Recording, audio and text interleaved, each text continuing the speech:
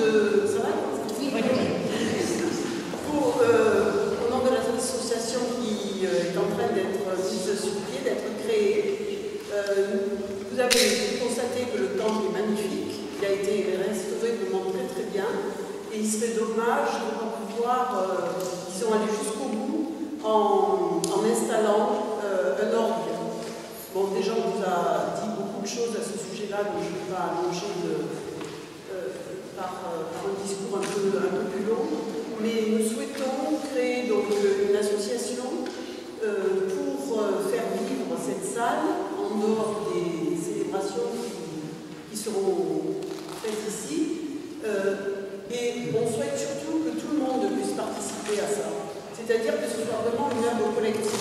La rénovation du temple a aussi été une œuvre collective, puisque la mairie s'en est occupée, et très bien. Donc finalement, un petit peu chacun de nous, déjà, a œuvré pour ça, et on voudrait continuer et faire en sorte qu'on puisse après apprécier ce lieu en venant, même si on n'est pas protestant au départ. Alors, on souhaite que beaucoup de personnes nous rejoignent, évidemment les habitants de Clarensac, mais aussi ceux de l'avenage, et puis tous ceux qui voudront bien faire en sorte que nous puissions récupérer aussi, c'était la seule condition, récupérer des dons de personnes. On n'avait pas le droit de recevoir des dons financiers si on n'était pas sous forme d'association.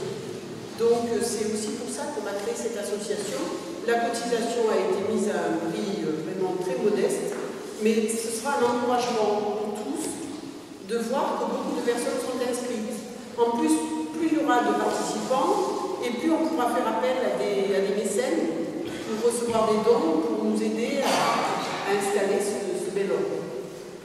Voilà, donc je ne peux pas non plus faire plus de... Bon, on va finaliser un petit peu disons les statuts de l'association et tout en septembre. Puisque comme il a été dit tout à l'heure, maintenant il va y avoir les grandes vacances. Donc vous serez invités, tous ceux qui seront intéressés, à une réunion publique dont on vous précisera la date par la suite. Voilà, je vous remercie par avance. Si vous voulez bien nous soutenir, ce sera avec une grande satisfaction pour nous tous. Monsieur le député, mesdames et messieurs les élus, monsieur le pasteur, monsieur le président et les membres du conseil presbytéral, mesdames, messieurs, chers amis, le conseil municipal et moi-même sommes heureux de vous accueillir pour inaugurer ensemble le temple restauré. Certes, notre joie est gâchée par des inconvénients. En effet, suite aux derniers violents orages, notre magnifique plafond a souffert d'infiltration d'eau par la toiture. Il est bien évident que les experts des diverses assurances se concernent. Certes, les réparations s'effectueront ultérieurement. Avouez quand même que c'est regrettable, voire fâcheux. Comme il est aussi regrettable, mais là je suis en colère, car il s'agit d'un acte d'incivilité, voire de vandalisme. Un angle de la première marche de notre nouvel escalier a été cassé il y a quelques jours avant cette inauguration. Et croyez-moi, je suis très amer. Enfin, nous veillerons à ce que tous ces désordres soient réparés. Je vais me permettre de refaire l'historique de cette restauration, puisque cela a été une entreprise longue et difficile pour obtenir ce magnifique résultat. En rappelant toutes les étapes, je veux aussi que tout le monde apprécie l'enthousiasme, l'énergie et la solidarité du conseil municipal, mais aussi de toute une population pour sauver son patrimoine. Il y a quelque temps, fin 2009, nous avons constaté que le plafond originel, tombant à Rambo, était passé au travers du faux plafond en panneau de polystyrène. Cela devenait dangereux pour le public. Il devenait donc urgent, pour des raisons évidentes de sécurité, de fermer le temple au public ou de faire des travaux. Nous avons donc dû fermer le temple. Une réflexion s'est instaurée au sein du conseil municipal. Le temple, comme votre bâtiment public, fait partie du patrimoine de la commune. Mais surtout et avant tout, elle fait partie de son histoire. Le temple répond aux besoins spirituels de nos habitants, car Clarensac, de tout temps, a été un fief protestant marqué. Notre marathon a commencé. Tout d'abord, un appel à candidature a été lancé pour rechercher un architecte. Ensuite, l'évaluation chiffrée des travaux a été effectuée. Et vu l'importance du coût des travaux à réaliser, il nous a fallu plus d'une année pour, au niveau de notre budget, réunir les fonds nécessaires à cette restauration. Les appels d'offres ont été lancés pour recenser les entreprises, tout corps de métier confondus, mais nécessaires pour effectuer la rénovation. Nous avons dû abattre le faux plafond et les pans du plafond original. La charpente a été ainsi mise à nu. C'est un chef-d'œuvre, certes, mais notre crainte était de savoir dans quel état se trouvait cette charpente. Nous avons appris que depuis la construction du temple, il n'aurait pas été traité. Nous entreprîmes alors ce traitement de fond. Dieu merci, notre charpente était saine et nous n'avons dû changer que quelques éléments. Les travaux de restauration ont débuté début décembre 2012. Les travaux ont été plus longs et plus coûteux que prévu et s'élèvent à près de 320 000 €.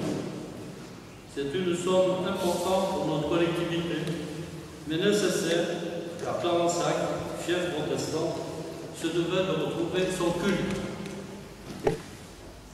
Nous pensions pouvoir livrer le temple pour Pâques en vain.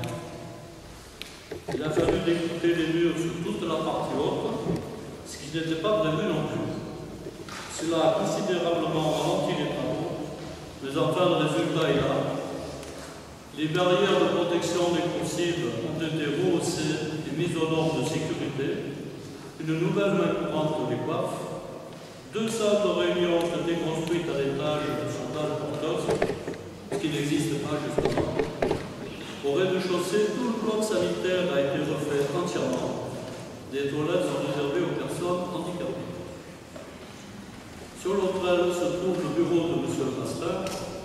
L'électricité et l'éclairage ont été refaits entièrement et mis aux nouvelles normes de sécurité. Ainsi que les accès et les issues de secours. Ça, c'est quand même important parce que, vous savez, maintenant, dès lors qu'on s'attaque à une rénovation, il y a des nouvelles règles, des nouvelles réglementations et ça s'additionne et à la fin, la note est assez élevée. Mais une chose combien importante a été restaurée. Monsieur le Président du Conseil presbytéral l'a évoqué tout à l'heure. C'est la remise en valeur des tables de la loi sur la Saint-Mathieu, qui ont été restaurées. Et là, je tire un grand coup de chapeau à Mme Anne Rigaud, qui a travaillé pendant plus de 2 mois et demi, centimètre carré par centimètre carré. Et ça, c'était, donc, je ne délivre pas le travail, bien sûr, de toutes les entreprises que je vais remercier ultérieurement, mais ce travail, c'était franchement formidable. Dès lors qu'on pouvait récupérer ces temples de la loi, c'était quand même important pour nous, car Clarensac fait partie des 5 temples du midi de la France à posséder un tel patrimoine. Ça, il fallait quand même le souligner. Donc nous avons pu sauver ces tables. Elles avaient été recouvertes de peinture lors de l'ouverture du temple datant d'une vingtaine d'années, et là c'était bien regrettable. Cela paraissait invraisemblable, mais hélas c'est bien réel. C'est un patrimoine important qui vient d'être restauré, car 5 temples, je dis, j'insiste là-dessus, sur tout le midi de la France possèdent des tables à peu près identiques au monde. Et je vous avouerai donc que pour moi personnellement, cela a été une grande satisfaction. Je veux aussi remercier l'architecte qui s'excuse, il ne peut pas être parmi nous aujourd'hui, et les équipes d'artistes et d'artisans qui ont permis de conserver l'identité originale de notre temple. Alors, je remercie M. Laurent Dufoy, donc architecte, M. Cusi, l'économiste, le BTE Fluide, la société Texelec, la coordination de SPS, la société ASCO, l'entreprise de maçonnerie Garcia, l'entreprise d'électricité Mounier, l'entreprise de menuiserie société Lux, l'entreprise de peinture, la société Gardoise de peinture, les faux plafonds, la société Tognetti, traitement bois et charpente, l'entreprise Riemann, pour la plomberie, la société ACSM, pour la serrurerie, la société Fernandez, et pour la restauration et le décor, Madame Anne Rigaud. Donc je suis très heureux d'avoir pu aujourd'hui ouvrir à nouveau les portes de notre temple, lieu de culte, mais aussi de culture. Longue vie au temple de Clarensac. Je vous remercie de votre